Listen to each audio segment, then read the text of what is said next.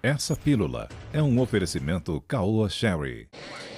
A primeira turma do Supremo Tribunal Federal formou maioria para manter o caminhoneiro Zé Trovão preso. Segundo o ministro Luiz Roberto Barroso, os advogados não apresentaram nenhuma situação de ilegalidade flagrante ou abuso de poder do STF que justifique o direito à liberdade dele. Alexandre de Moraes se declarou impedido de votar no julgamento, uma vez que ele é o autor da ordem de prisão.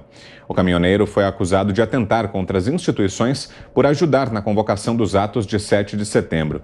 Zé Trovão foi apontado como organizador de uma paralisação dos caminhoneiros e está detido desde o fim de outubro. Fiuza. O STF prende ao sabor da sua vontade, né?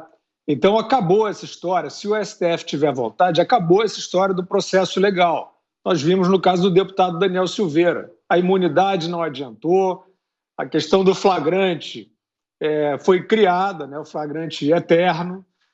Foi usada a Lei de Segurança Nacional de uma maneira interpretativa, não é isso? Para dizer, olha, ameaça de subversão, eu recolho o cidadão. Então, nós estamos vendo isso, nós já vimos com jornalistas, né? Tem pedido de prisão do Alan dos Santos, que não está no país, vimos isso com o Oswaldo Eustáquio. Eu não faço nenhum juízo aqui sobre questões de apoio ou não apoio o governo, isso não me interessa. Quem me acompanha sabe que essa parte aí acho duvidosa, as questões ideológicas, etc. Mas hoje, para o Supremo Tribunal Federal, essa ideia, esse carimbo, né, de adjetivos virou direito. Então, se você carimbar um adjetivo de milícia digital, como tem nesses inquéritos, fake news, ameaça de subversão à ordem, você pode tudo. Isso aí não é um Estado de Direito, né? Se o Supremo acha que o Zé Trovão representa uma ameaça concreta e aí precisa de uma prisão preventiva, porque ele assolta ameaças às instituições, ele tem que receber um pedido do Ministério Público para o processo desse cidadão, né? Para levantar quais são essas conexões, né, desse cidadão, qual é a articulação que ele é capaz de fazer para, de fato, colocar as instituições em risco. Eu não consigo entender. O que ele vinha dizendo antes do 7 de setembro foi o que aconteceu, que ele achava que a categoria dele, os caminhoneiros e demais brasileiros preocupados com as situações, inclusive vindas do STF, de interpretações aí criativas da lei, e que o país precisa se manifestar. E foi isso que aconteceu. Os caminhões chegaram a Brasília, foi importante, marcaram posição, não ameaçaram nenhuma instituição, mas fizeram uma demonstração. Olha, se quem está dentro das instituições, né, investido de autoridade, não está às vistas de muita gente séria no país, inclusive juristas, não esses que estão fazendo pedido de impeachment de fanfarra, né? Mas para muitos juristas preocupados com esses inquéritos, que são inquéritos aberrativos, né? Vai lá a população e marca a presença do lado de cá. Diz, olha, lá dentro das instituições a autoridade não está sendo bem exercida e nós somos as pessoas. Nós somos o povo do país, nós somos o conjunto de cidadãos, né? Nós não queremos abusos, nós não queremos autoritarismo, nós queremos o cumprimento da lei. É assim a democracia. Até onde eu percebi, era disso que falava o Zé Trovão. E, no entanto, hoje a gente sabe que se um ministro, basta um, quiser interpretar a ação de alguém como ameaça de subversão à ordem, ele vai imediatamente ter o condão de suprimir a liberdade, né? A liberdade total, como é nesse caso, ou muitas vezes a liberdade de expressão, né? Como nós estamos vendo aí em várias ações que cortaram perfis de rede social, né? Então, é isso. Está faltando direito, está faltando fundamentação jurídica às decisões do STF. Você, Zé? A justiça, o arcabouço legal é armado exatamente para evitar esse tipo de posição pessoal, a mesma pessoa que prendeu julgar, né? Tanto é assim que os policiais, eles são impedidos de entrarem em presídios, de cuidarem de presos, só em ocasiões especiais que se chama a tropa de choque, que não se pode, por exemplo, levar um policial que prendeu, né, a cuidar do preso. Da mesma forma, quem faz a denúncia não julga, e assim por diante. Nesse caso aí, primeiro, eu não defendo o que defendeu o Zé Trovão, né? Acho indefensável as ideias dele de invadir o Supremo, nada disso. Eu defendo o Supremo, eu critico algumas decisões judiciais e até postura de alguns ministros, nunca o Supremo e nunca de uma maneira generalizada e nunca pessoal os ministros do Supremo. O Zé Trovão tem que ser julgado como todo mundo. Em primeira instância, ele não é deputado, ele não é senador, ele não é nem vereador. Então, ele tem que ser julgado em primeira instância. Se alguém no Supremo, se o Supremo se sentir ofendido, aciona a polícia, aciona lá na primeira instância, né? Sempre foi assim. O que está acontecendo? O Supremo prende, o Supremo julga se a prisão foi real, mas, peraí, foi o Supremo que mandou prender. E o Brasil já assinou acordos internacionais, e é uma praxe aqui do Brasil, de não condenar ninguém num tribunal único. Todos têm o direito, né, o réu é sagrado, como se diz no mundo jurídico, a ser julgado em 2 tribunais pelo menos, porque ele tem uma segunda chance de outra pessoa fazer uma análise, uma reanálise do caso e confirmar ou não. Então, esse é um processo errado. E o Supremo confirmar uma própria prisão dele mesmo é chover no molhado. Quer dizer, se o Supremo mandou prender, é claro que o Supremo vai confirmar. E mais, o Supremo também é VEP, várias execuções penais nesse caso. No mínimo, eu diria, tem alguma coisa errada nessa história, não? Bom, e agora sim, time completo, hein? Augusto Nunes já chegando, completando a nossa bancada, hoje à distância, virtualmente aqui com a gente, já para comentar essa decisão da segunda turma do STF, Augusto, de manter a prisão do Zé Trovão. Boa noite, Augusto. Boa noite, Vitor.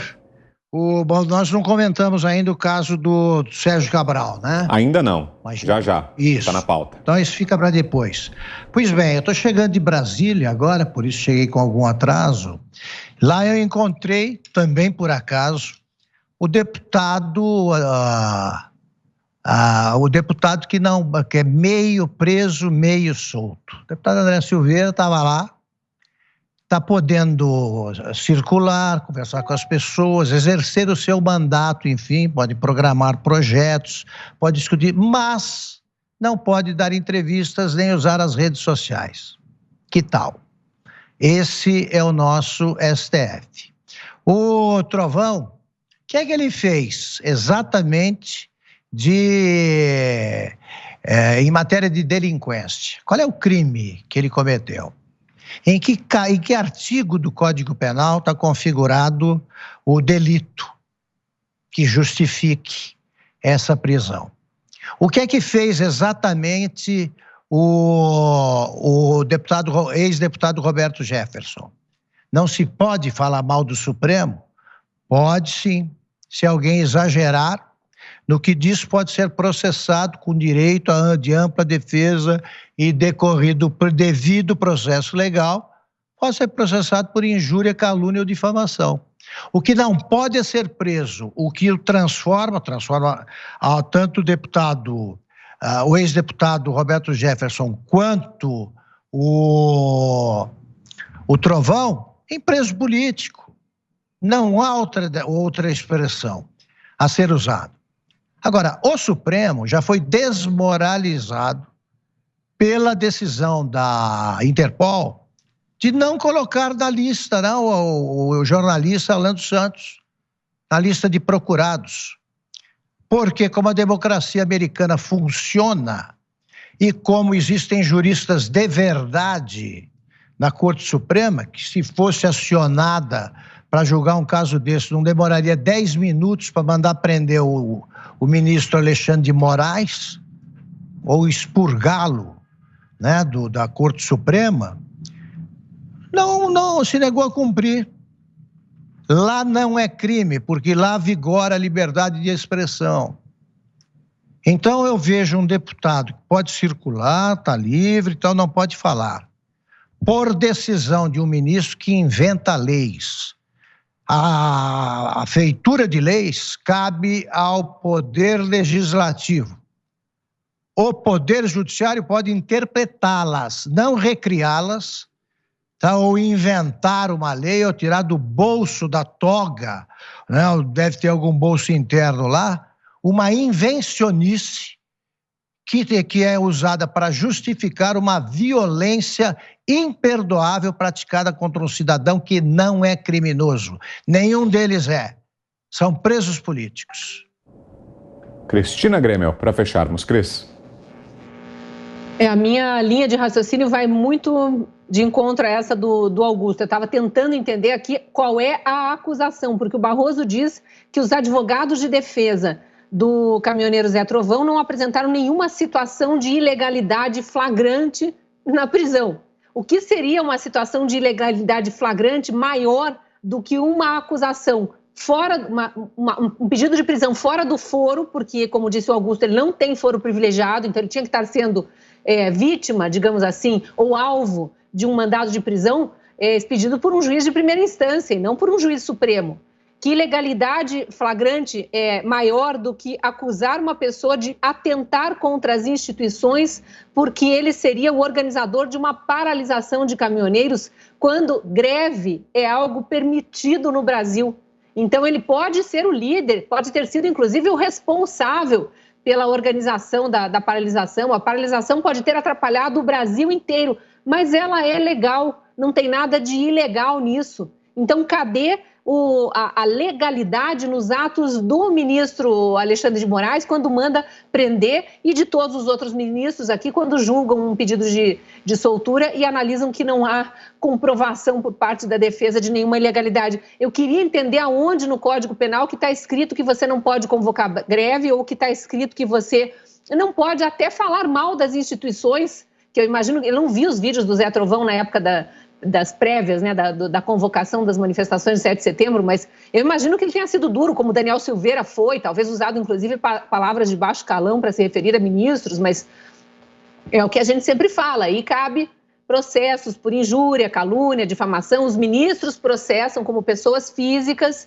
a pessoa que caluniou, injuriou, difamou, e o processo corre lá na instância pertinente, na primeira instância, e aí eles vão sentar, um como acusador ou como réu, lá diante do juiz, e o juiz vai decidir, não é o Supremo que tem que analisar uma questão dessas, o Supremo analisa pedidos de processo contra pessoas que têm foro privilegiado. O Daniel Silveira até seria porque ele como deputado tem foro privilegiado, mas lá o atentado à democracia foi cometido por um flagrante perpétuo que foi criado, né, pelo Alexandre de Moraes, o flagrante perpétuo porque era um conteúdo em vídeo, sendo que ele tirou o vídeo do ar, então não é mais perpétuo, então não existe mais nem o crime que ele tentou criar ali e colocar embutido de contrabando ali no meio da Constituição, do Código Penal. É tudo muito estranho, né? E aí a gente fica pensando aqui que periculosidade Zé Trovão oferece ao Brasil e que falta de periculosidade oferecem tantos traficantes aí, traficantes de armas, inclusive, que vão aos montes sendo postos para fora da cadeia